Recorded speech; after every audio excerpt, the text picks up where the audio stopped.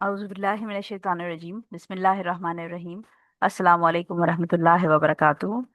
आज हदीस नंबर 5 जो हम स्टडी करेंगे, अगेन उसका थीम आपकी नियतों के साथ, हमारी नियतों के साथ अटैच है। और जो उसका एसेंस है वो ये है कि sincere intentions can earn reward. हदीस हम देख लेते हैं।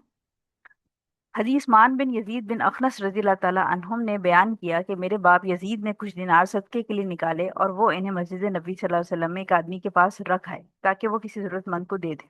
मैं मस्जिद में आया तो मैंने वो दिनार इनसे ले लिए क्योंकि मैं जरूरतमंद था, और घर ले आया। जब वालिद को मालूम हुआ तो उन्होंने फरमाया, वल्लाह तुझको देने का तो मैंने इरादा नहीं किया था। चुनाचे मैं अपने वालिद को नबी करीम सल्लल्लाहु अलैहि वसल्लम की खिदमत में ले आया और ये झगड़ा आपके सामने पेश कर दिया। आप सल्लल्लाहु अलैहि वसल्लम ने फरमाया, ए यजीद, तेरे लिए तेरी नियत का सवाब है, और ए मान, तूने जो ले लिया वो तेरे लिए जायज। बुखारी की ये हदीस है।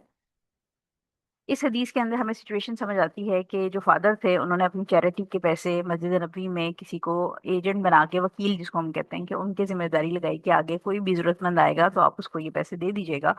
और जो पैसे थे वो उनके बेटे को जरूरत थी। वो मस्जिद नबी, उनको नहीं पता था कि फादर ने वहां पर चैरिटी दी है, लेकिन वो मस्जिद में गए और उनको जरूरत थी तो वहां से जो जैसे वो जो मैनेजर कह लें आप उनको, जो फंड्स के या चैरिटी के जो मैनेजर होते हैं, उनसे उन्होंने वो ले लिए पैसे। जबकि जब फादर को पता चला कि उनके ही सदके के पैसे उनके बेटे के पास आ गए, तो ऑब्वियसली क्योंकि नीयत अपने बेटे को देने की नहीं थी, किसी गरीब को यानी आउटसाइडर को देने की थी। सो लिहाजा जब वो हुजूर सल्लल्लाहु अलैहि वसल्लम की खिदमत में ये सिचुएशन लेके पेश हुए तो हुजूर सल्लल्लाहु अलैहि वसल्लम ने उनको जवाब दिया कि जो फादर थे उनको कहा कि तुम्हें तुम्हारी नियत का सवाब मिलेगा, बिकॉज तुमने चैरिटी जो रखवाई थी मैनेजर के पास या वकील के पास,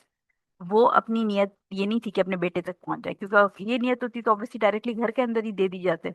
लेकिन क्योंकि नियत उनकी किसी गरीब की मदद करने की थी, तो लिहाजा जो फादर है उनको उनकी नियत का सवाब मिलेगा, और जो बेटा था उसको जरूरत थी, लिहाजा उसने, उसको ये नहीं पता था कि मैं अपने फादर के जाके वहां से सदका ले रहा हूँ, बट ये कि जो चैरिटी वाली जो जगह थी वहां से जाके उन्होंने लिया, और जरूरतमंद थे ऑब्वियसली, कोई फ्रॉड नहीं थे, या जैसे लोग करते हैं कि जरूरत नहीं होती और दूसरों का पैसा खा लेते हैं, ऐसी कोई सिचुएशन नहीं थी। लिहाजा हुजूर सल्लल्लाहु अलैहि वसल्लम ने उन दोनों को अपनी अपनी जगह सही करार दे के और उन दोनों को उनकी जरूरत या जो नियत से रिवॉर्ड है उसके बारे में डिटेल बता दी। अब आजकल के दौर में हम ये देख लेते हैं कि बहुत सारे लोग होते हैं जिनके जानने वालों में डायरेक्टली गरीब लोग होते हैं, और वो अपनी चैरिटी या सदका खैरात जो है या ज़कात वो डायरेक्टली गरीब लोगों को देते हैं। लेकिन बहुत सारे लोग ऐसे होते हैं जिनके पास इर्द गिर्द में कोई ऐसा वेरीफाइड केस नहीं होता, या कोई ऐसा शख्स नहीं होता जिसको वो अपनी ज़कात या खैरात ज़कात वगैरह दे। तो वो क्या करते हैं कि बहुत सारी चैरिटी ऑर्गेनाइजेशंस बनी हैं जिसके अंदर फिर वो पैसे जमा करा देते हैं, और वो जो ऑर्गेनाइजेशंस हैं उनकी जो नॉलेज है या उनकी अप्रोच ऐसे गरीब लोगों तक होती है, जहाँ पर वो एज एन एजेंट या एज अ वकील काम करते हैं, और आपकी जो चैरिटी के पैसे हैं वो उन लोगों तक पहुंचाते हैं। सो इसमें इंपॉर्टेंट चीज़ ये है कि जैसे कि हम चैरिटी ऑर्गेनाइजेशंस को सिलेक्ट करते हैं तो बहुत देखभाल के करते हैं, अपना जो हिसाब हमें समझ आता है कि ये सही शख्स है या ये सही ऑर्गेनाइजेशन है, हम उन्हीं को पैसे देते हैं। लेकिन इसमें अगर वो, जैसे हम चाह रहे हैं कि लेट्स अज्यूम कि आपने पैलेस्टाइन के जो लोग हैं उनके लिए चैरिटी दी है, बट सम हाउ वो चैरिटी वहां तक नहीं पहुंची जस्ट बिकॉज के वहां पर उन्होंने, जो इसराइल है उसने अगर रफा बॉर्डर्स, इजिप्ट के जो बॉर्डर्स हैं वहां पर एंट्री बंद कर दी है, तो आपको आपकी चैरिटी जो आपने दी है अगर वो फलस्तीनियों तक नहीं भी पहुंचेगी तो इंशाअल्लाह ताला अल्लाह ताला आपको उसका रिवॉर्ड देगा, क्योंकि आपकी नीयत उन गरीब या जरूरतमंद जो बहन भाई थे मुसलमान उन तक पहुंचाने।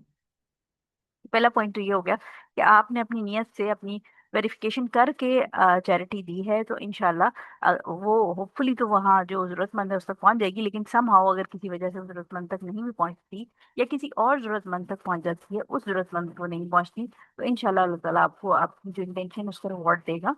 लेकिन इसमें जो पॉइंट याद रखने वाला है वो ये है कि अब आपने रैंडमली ऐसे नहीं करना, जैसे अब इस सिचुएशन में तो ऑब्वियसली बाप के थ्रू बेटे तक पहुंच, लेकिन जानबूझ के आपने ऐसा नहीं करना, क्योंकि फिक की रूलिंग भी मैं आपको आगे बताती हूँ, बट ये कि आपने कंफर्म अपनी तरफ से पूरी वेरिफिकेशन करनी है कि आप जहाँ दे रहे हैं वो सही जगह है, कोई गलत लोग तो नहीं है, वो आपका पैसा हलाल की जो सदका खैरात है कमाई का वो बर्बाद तो नहीं हो रहा। क्योंकि अगर इस किस्म की सिचुएशन जहाँ पर फिक्स की रूलिंग आ जाएंगी, जहाँ पर इस्लामिक जूरिस्प्रूडेंस की रूलिंग आ जाएगी, वहां पर आप आपकी सिर्फ इंटेंशंस की बेस पे, यानी आप ज़कात अपनी बेटे को दे दें, इस तरह नहीं किया जाता है। या आप सोचें कि मेरी इंटेंशन तो बहुत सही है, मैं अपने बेटे को दे देता हूँ। सो ये वाली चीज़ नहीं है, आपने वेरिफिकेशन करनी है और जो शरीयत के रूल्स हैं उसके हिसाब से चलना है।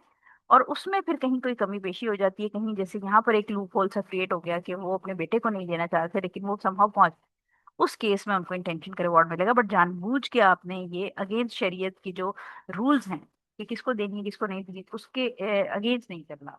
ठीक हो गया। थर्ड पॉइंट इसके अंदर ये है कि आप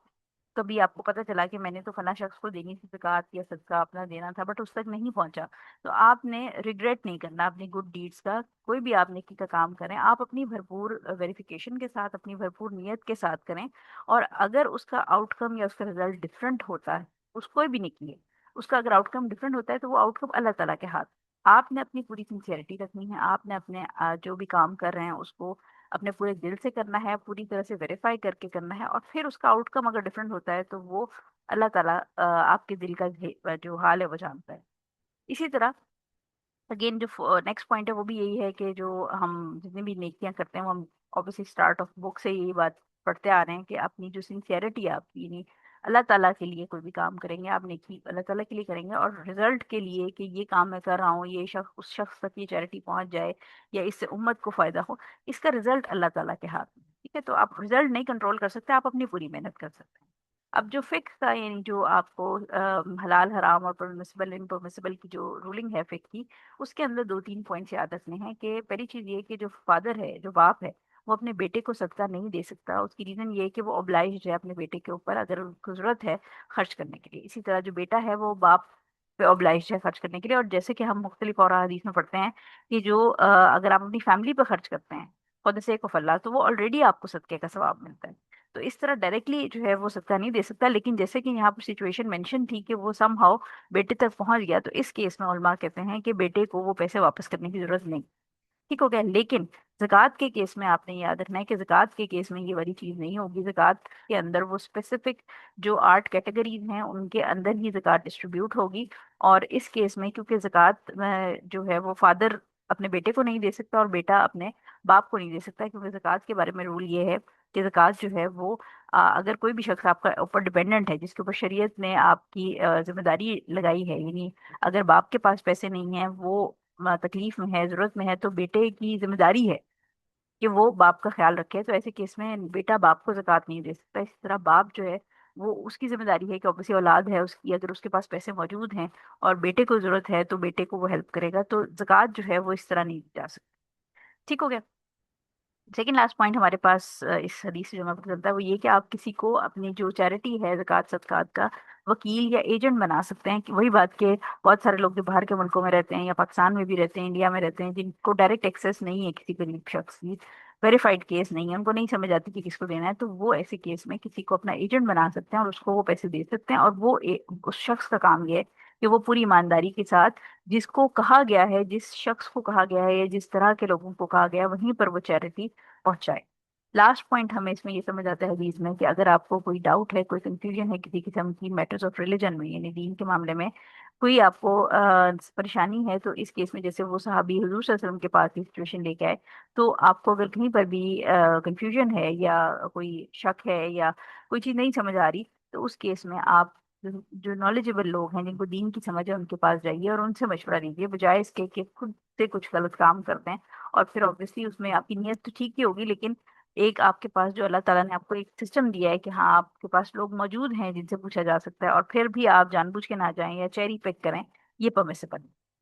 सो आज के लिए आपका जो प्रैक्टिकल टास्क है, ये अपने आप से सवाल है, वो सिर्फ ये है कि एक कोई ऐसी सिचुएशन आज आपने सोचनी है और उसके ऊपर आपने थोड़ा गौर व फिक्र करना है, जब आपने कोई दिल से सिंसियरली कोई चीज़ प्लान की हो और उसका आउटकम डिफरेंट निकला हो। यानी आपने सोचा कुछ और हो, आपने बिल्कुल अल्लाह ताला के लिए पूरी नीयत से कोई काम किया हो, लेकिन वो जो आप उसका रिजल्ट एक्सपेक्ट कर रहे थे वो नहीं।